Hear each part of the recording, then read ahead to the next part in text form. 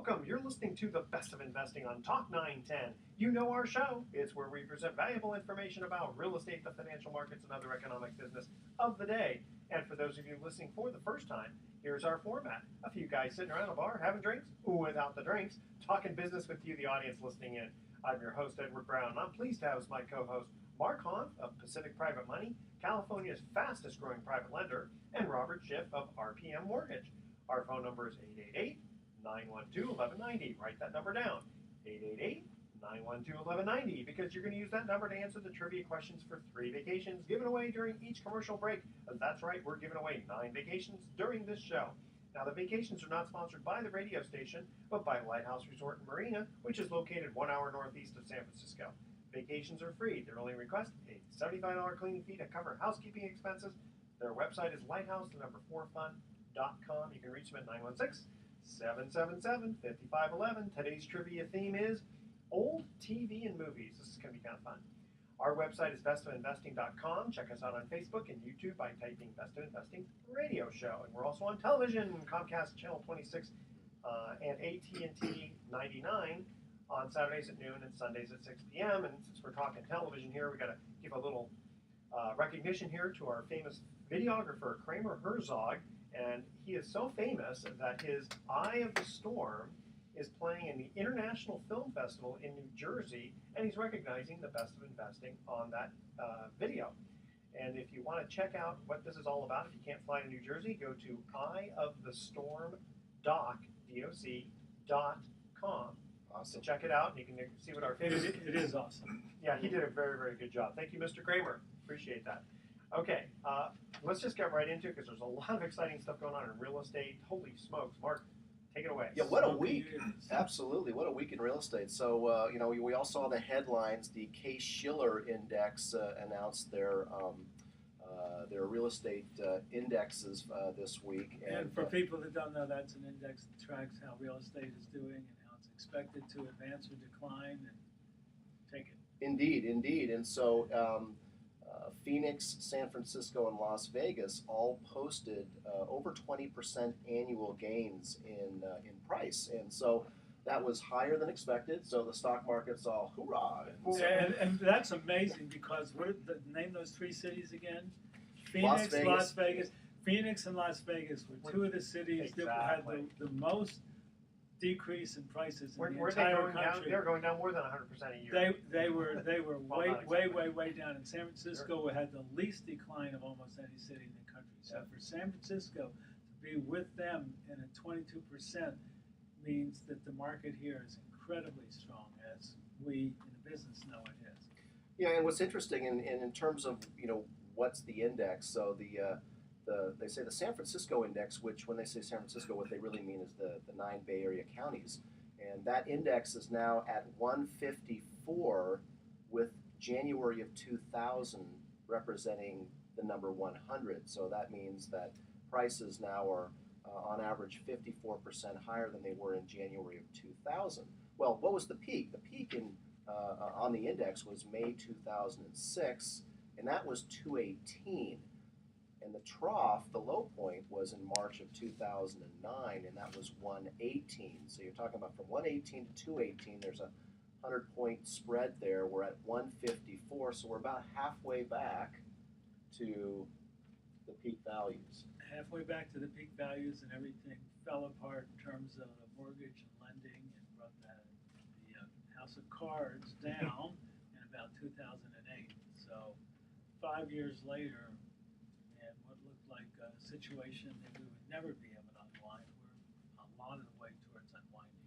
Well, and the article does talk about, when you're talking Phoenix and Las Vegas and the Bay Area, those are some of the three areas with the largest increases in value. So they really rose up high, and then they fell actually pretty hard. So you would expect that those might be areas where real estate investors would go back into. And one thing I'm a little confused about, though, is that you said that from 118 to 218, we're at 154 roughly, being about halfway. Yeah. But some houses are, that's just an average, right? Obviously, because there's some houses that have recouped everything. That's probably an average. And if it's an average and not a median, you have one house that went from $3 million to $9 million, it's going to skew the the average house, okay. the average house was in the 200,000 range or whatever, it fell to 120, there would be. I'll take just one of those $9 million houses. Yeah, I think. exactly. So we know prices are up, and they're up, on average, 20+% in the Bay Area. Also noteworthy in the article this week in the Chronicle, local inventory is down 40% from this time last year. Well, that number is actually that's higher than I thought it was. I know it was a lot less, and of course we have a lot of people out there looking for homes and not being able to buy homes because of multiple offers. That's affecting both consumers as well as real estate investors.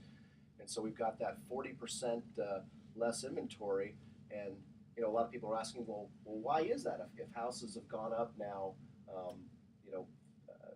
are back up, 50 points, halfway back to the peak. What's going on with housing inventory, and how come there aren't more houses available to sell? Well, as you know from your business and hard money lending, that a lot of the sales in the last few years have been foreclosures or short sales or bank-owned properties, and a lot of those have been absorbed by either investors or by people coming into the market to buy their residences. And a lot of at least my experience recently, is that a lot of the sales aren't from short sales or bank-owned properties. They're people having waited until the prices came back so that they could sell, or just the normal inventory of people changing jobs or moving or deciding to buy up or buy down. But much smaller percentage of the house sales are for short sales right now. Yeah, there's another article from this past week does headline foreclosure-related sales drop as market rebounds. Now, I don't know that necessarily they drop because the market's rebounding. Anecdotally, I'm hearing a lot of information from various sources that I speak with, and I'm talking real estate every day, being a hard money lender. And I've had multiple conversations with people who say, I know of multiple empty homes in neighborhoods. These are realtors talking, basically. Multiple empty homes owned by banks that are not on the MLS. They're not for sale. And so what they're saying is the banks are purposefully holding inventory off the market to help push the recovery, which causes some people to argue that this is like a bubble. This is a false recovery, which I don't believe that. I think that's not true. I wonder if some banks start releasing the inventory, they'll all just jump on the bandwagon, release it all, and then it'll depress prices again. And wouldn't you I don't think they'll let wouldn't that you happen. think that the banks would rent them out to get some income or to do something? Well, except that to take it's care harder of to get the renters out if they're planning on selling it within 6 months or so. I'm not sure that that's an intention of the banks. Well, the by bank, doing that. the They banks are simply not in the business of renting. Yeah, and they're not in the business of owning. Because if they were in the business of owning, they would hand it off to a separate company that would manage the properties and make sure they were clean. I mean, a lot of places there's so many still They're just letting vacant them go. houses that it becomes a problem for the neighborhood. As long as they pay their homeowners Yeah. dues. Now the real estate market's really strong, but from what we know, there's still 1 out of every 4 homeowners in this country are either upside down or don't have enough equity in their house that they can sell the house and have any money left over to go buy a cheaper house. Yeah, and I've got an So article it's about a- that too. Let's talk a little bit more about that in the next segment. In the next segment. Okay, because we're going to cut to our first commercial break here. Before we do, last week we had a special trivia contest where the winner won a beautiful Ritz-Carlton Half Moon Bay little mini vacation. There we go. And here's their advertisement here. Join us at the Bay Area's only oceanfront golf resort, the Ritz-Carlton Half Moon Bay, to experience the new Navio following a $1 million renovation. This oceanfront restaurant is excited to share its new version of coastal cuisine. Make your reservations today by calling 650-712-7040. And I think we've all been to the Ritz-Carlton Half Moon Bay, and it's quite. You got to go there. Mark and I have. It's very exquisite. If you want to be in good with your wife, to put it nicely, take her there. Okay, and here was the question. 12% of people do this every month. What is it? And the answer was change or wash their bed sheets. And we have a winner, Leon in San Francisco. And I don't How know. do you guess something like Well, yeah, That's something. Look it up amazing. on the internet, Okay. So Same here- place you found the question. Exactly. Does that mean that 82% don't? Well, I'm Ever. guessing 12% do it more than. Yeah. That's what I was going to say. I'm glad I'm not married I to like Leon. that stick to the sheets feeling. Yeah. Okay, here's our first commercial break, and again, the theme is old TV and movies. Awesome. Okay, this one's kind of tough. Besides Zeppo, who a lot of people don't even remember, who was the name of the fifth Marx brother you hardly hear about? Now, everyone probably remembers Chico, Harpo, and Groucho, right? Okay, the first three callers with the correct answer, but there's 5 of them. And some people remember Zeppo, okay? But there's another one. The first 3 callers with the correct answer win a free 3-day, 2-night stay at the Lighthouse Resort. Their website is lighthouse4fun.com. Call 888-912-1190. That's 888-912-1190 to answer this question. Besides Zeppo, what was the name of the fifth Marx brother? And again, we already know Chico, Harpo, and Groucho. Now we know Zeppo. There's one more.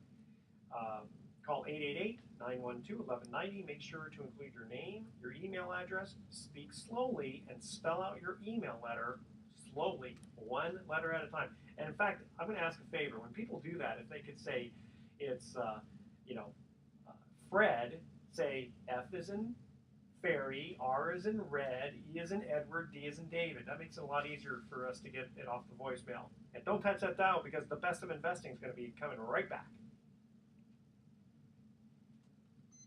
Awesome. All right. I used to know that.